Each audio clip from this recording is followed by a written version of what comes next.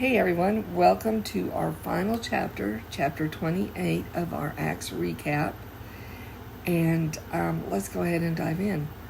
So,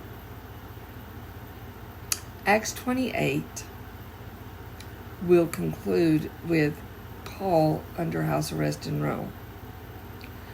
But let's talk about what happens before he gets there, or it gets to that part.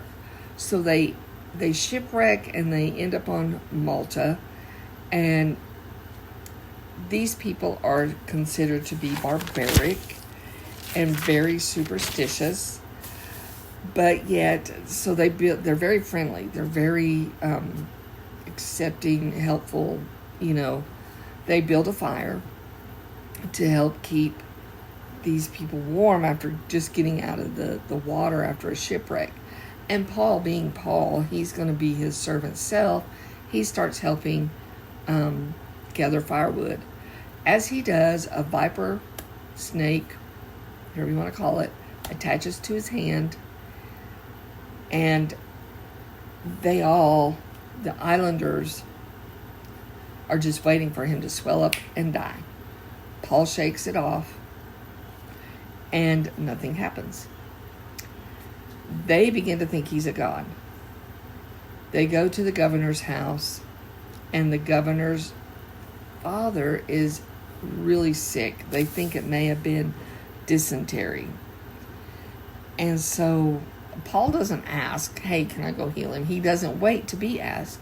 He just goes in and he heals the governor's dad and many others on the island.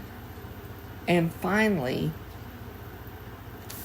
they get to Rome, and many believers come out to meet Paul, and this encourages him. So for 2 years, Paul lives under house arrest and continues to proclaim the gospel. People come to his home in Rome. He doesn't get to go to the synagogue and preach, so they come to his home, and he preaches to them there. He welcomed them all. He continued teaching about Jesus with boldness and didn't let his house arrest hinder what he wanted to say to those who were coming. So at the end of Acts, Luke ends it with how Paul is still continuing this unstoppable ministry. It doesn't end with a death. It ends with the continuation of the gospel.